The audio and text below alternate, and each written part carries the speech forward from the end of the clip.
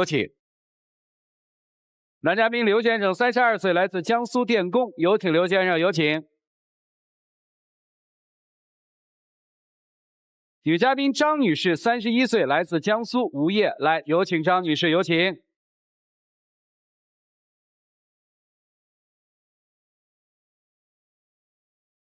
欢迎您啊，您是再婚是不是？对。啊，对，您呢？我也是的，也是啊。第一次婚姻是为什么失败的呀？就因为前夫出轨。啊，您呢？我呢，他比较花心嘛，他老是骗我。你们俩等于在第一段婚姻里都遭遇了背叛，是这意思吗？嗯，差不多吧。结婚多久了？有2年多了吧，认识有3年了。今天来干嘛呀？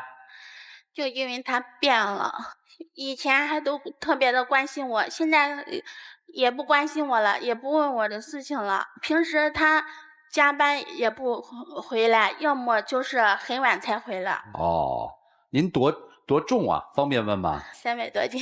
300多斤啊？嗯。体重大了对身体不太好吧？血压有点高，还有血糖还高一点。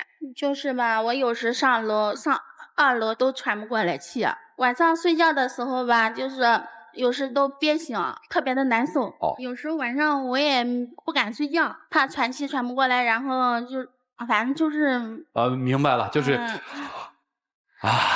没上来，怕那一口气儿是吧？对啊。这是一种担心，是不是？对啊。您嫁给他的时候就是这个体重吗？不是，200多斤吧。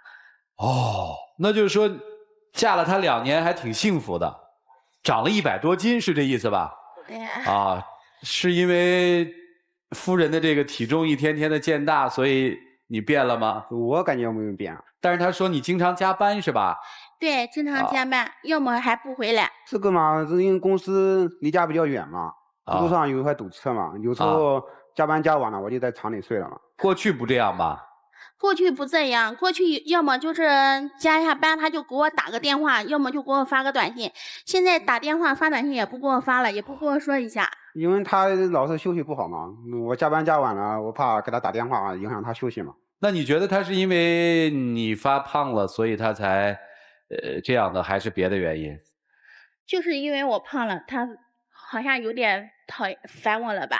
有时我给他说话，他也不理我，还动不动给我发脾气。让他减肥他不减嘛，他平时他也不运动。我也减肥了呀，可是也不是1天2天就减下来的呀。反正我在家的时候嘛，他也不做家务，都是我做。但是我也没闲着，我晚上有时也做兼职，就是做到凌晨1、2点钟，有时3点钟嘛。白天要休息的，就是我不休息好，容易脑供血不足，然后引起疼痛。所以我就是白天休息，然后他做家务，就这样。那你指他变了，到底是怎么变了呢？就是吧，我有时候给他说一些，我身体不好了，让他陪我去医院去看，他总是给我发脾气，说你自己不会去看啊。然后就说请不下来假。以前吧，我跟他说了一下，他说我请2个小时的假行不？现在也不请假了，也不陪我去了。那现在厂里的领导换了嘛，制度上管得严了，请假不好请，请假都要扣钱的。他愿意带你出去吗？他不带我出去，整天就说他累啊什么的，反正就是不带我出去。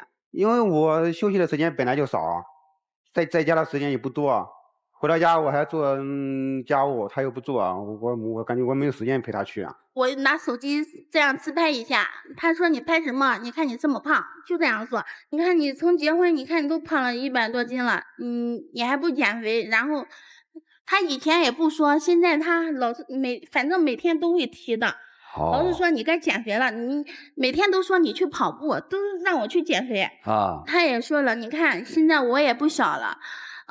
又提要孩子的事情，包括他家里人也提着要孩子，本身我心情都不好，还都不关心我，整天要说要孩子的事情，我心里非常的压抑。家里的老人他年纪大了嘛，他想尽快要一个自己的孙子或孙女嘛，所以说他整天的和我老婆提嘛。你第一段婚姻有孩子吗？没有。所以你着急吗？你想要吗？我也想要。但是可能他现在这个身体条件不太允许你们要孩子吧？对，是的。急吗？我倒不急，反正就家里老人急嘛。你刚才说你也想要啊，你怎么又不急啊？那想要他身体不好嘛，只能先把身体调养好了再要嘛。当初你看上他什么了，要娶她？我感觉他声音蛮好听的嘛，啊，声音好听啊，他人也挺善良的嘛。是不是对他冷淡了？没有，他老是天天对我发火啊，动不动说错一句话他就生气啊。那他为什么对你发火呢？他老认为我和我因为你妈前妻有联系嘛。就因为他还有等，别着急，你跟谁有联系？前任有联系啊。哦，他发现你跟你的前任有联系，是认为还是发现呀？发现啊。为什么联系啊？他突然间上我们的公司来找我的，说他身体不好，需要那个让我借他一点钱嘛。我看他一个女人也挺可怜的，就给了他一点。那你是怎么发现的呢？因为那次去那个医院去拿中药的时候，然后有个人给他打电话，我接的，他出去了，那个放在柜台的手机。然后我问他是谁，他就挂掉了。回到家，然后我就问他了，我说你可以告诉我到底是谁，他还不告诉我。然后我就跑到那个电信营业厅，我说帮我充下话费，这是我朋友的。然后他问我朋友名字叫什么，就谁谁谁，我就告诉他了。他说不是这个人，告诉我是谁，我也知道他前妻的名字。哦。然后回到家，我就肯定我是给他发火的。我说我和你在一起，你为什么要骗我？你到底是什么意思？你曾经给我保证的，到现在还是给他联系是吗？我不是怕你生气嘛，你的身体又不好，你生气对身体也有影响嘛，所以我没有告诉你。刚才他在说前妻的时候，你说了一个什么理由？他妈妈反正妈妈每天都就说我，你看看你都多大了，身体还这么胖，说的你就说你减下肥啊什么的，老是在我旁边这样说我。然后我说我身体本来都不好，我说你不要再说了，我心里也不好受，我这样说的。他反正基本上每天都这样给我说，我给他说了，他也不听我的，也不跟我说。我说你可以跟你妈沟通一下。我跟他说，他还说他累，你别跟我说这些事情，他还这样跟我说。我妈她说话也可能方式也不太好，所以说我也不知道怎么说，我妈妈也不知道怎么说老婆嘛。刚才两个人都说了一个共同的啊，其实你们都期待有一个自己的孩子，是吧？对，对吧？对，是的。那你这个体重减下来以后，是不是就有可能了？对，就困在这个困境当中了，应该怎么办呢？我们听听老师们的建议，一起进入新阳美容 APP 丘比特问卷。来，何晴老师。我觉得这种困窘不仅仅是因为他身材的变化，然后身体的状况，还因为他的整个状态，其实在婚姻里是不积极的，是非常懈怠的。无论怎么样，一个人的精神状态是非常重要的。如果你现在拿出300多斤的体重，然后告诉你的婆婆我就这样了，我身体就这样，我不舒服，我很难减下来，我觉得这都不是理由。因为你不仅仅是和这个先生在生活，你还要和这个社会和这个2个家庭一起共处。在很多时候，一个人管理不好自己的身体的话，其实他是管理不好自己生活的。所以一切都是借口。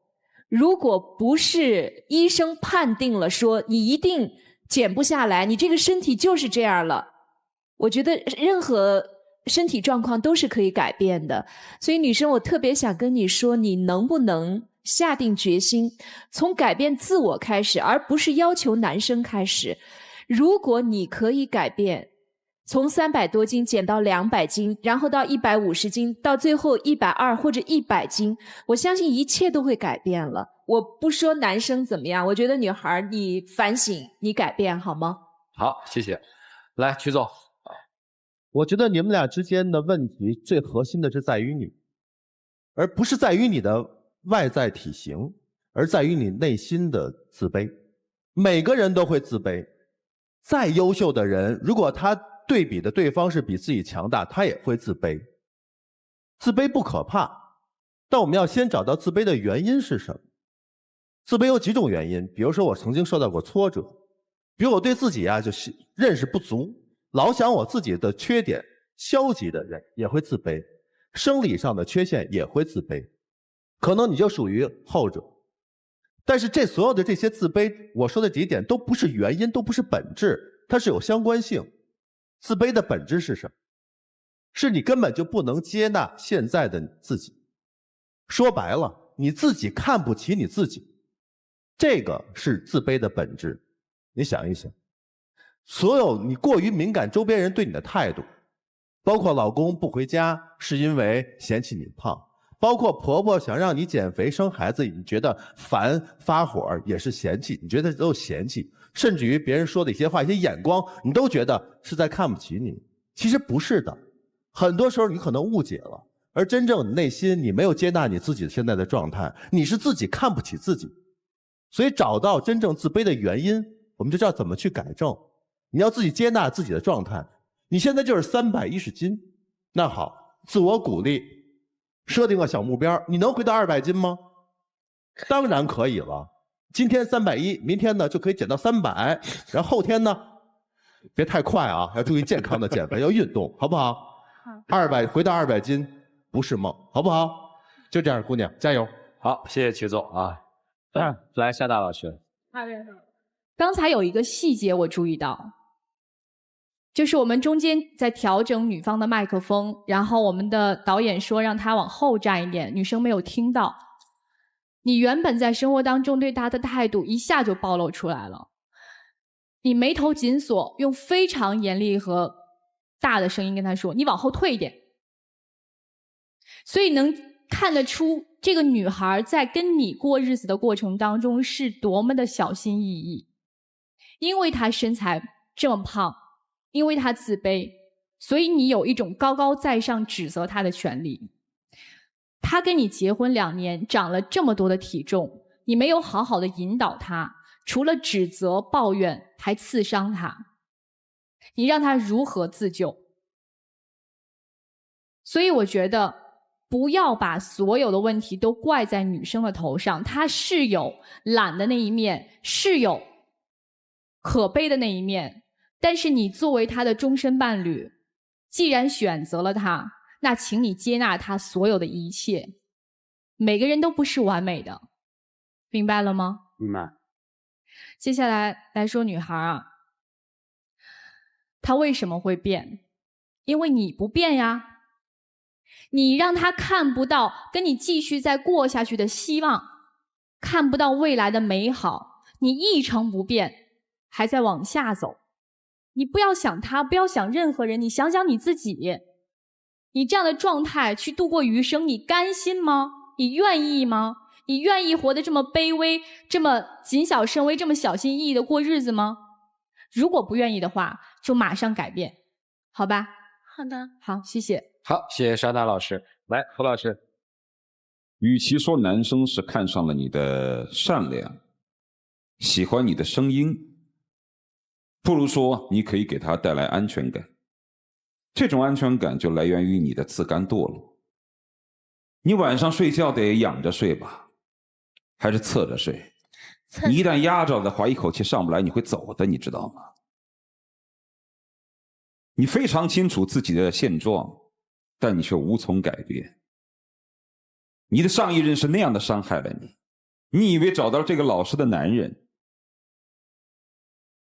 所以其实你比在上一任当中还不够积极，不干活，整天胡乱猜疑，不愿意减肥。所以说在这段婚姻当中，你想想为什么他还会反反复复跟前妻去联系？你看看你现在整个的样子，你在生活当中已经成为他一个照顾的对象，而不是一个妻子。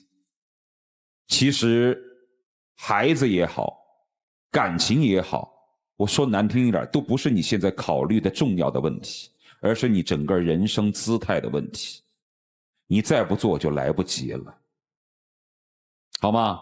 好。男方如果在第二段婚姻当中，你希望能够有孩子，能够不像第一段婚姻那样悲哀，那你就应该监督他呀。你能说他200斤到300斤没有你的问题吗？有。所以你别什么也不管，什么也不付出，任由他这样下去。先把肥减下来吧，其他都先慢慢再说，就这样。好，谢谢涂老师。归结起来，把老师所有的话归结起来，女生要调整你的生活态度，要积极起来。胖没有什么，生病没有什么，没有任何一个人有权利去指责一个胖的和生病的人，没有权利。这有什么呀？有权利指责的是说，一个人因为自己胖和因为自己有点病而放弃了对生活的追求，在这儿哭哭啼啼的想要一个好生活，你自己都不努力，怎么会有好生活？这是老师们说的大概第一层意思。第二层意思是对先生说的，这是你的一个自我选择，对吧？如果你选择了，你有情绪也好，有什么也好，我们都可以理解。但是有一点是不可理解的，既然你选择了他，你自己又说想跟他好好过，那你就应该好好的帮他。帮他不仅仅是沙闹老师所说的在经济上的这种帮，因为一个男人嘛，一对夫妻嘛，在家里面要共同的给这个家去挣钱，这是你的义务，对不对？不叫帮助。那你要在心理上去帮他，你们要共同面对这个难。所以最后的结论，女生，如果你想开心的生活，麻烦你像老师们说的积极起来，生活是你的。男生，如果你不想活得这么苦闷，你也积极起来，跟他共同面对。如果你实在说我不能面对，我想逃跑，那你就早做决定，而不是这样跟前妻还有联系，对吧？跟现任的妻子你又对他不闻不问，那两个人生活都会非常的痛苦，最后就是悲剧嘛。好了，接下来的时间属于你们自己，一起进入那几天喝古方红糖真情60秒。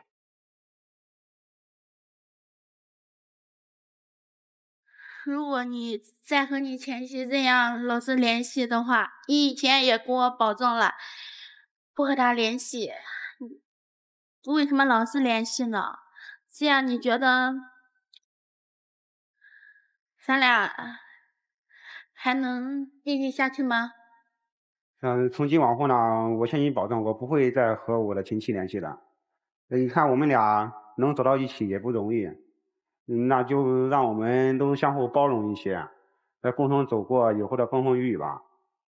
反正呢，咱们父母呢，我也会好好的去和他们说，让他们也不要急着那么催着咱们要孩子。首先以健康为重嘛，你就不要整天的那么苦闷啊，生气了，好不好？我也会为了你好好减肥。谢谢两位，请回，请回，谢谢啊。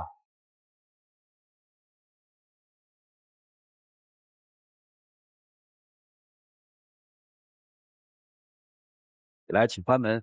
下面我们来了解一下这对嘉宾朋友自己的选择是什么，请开门。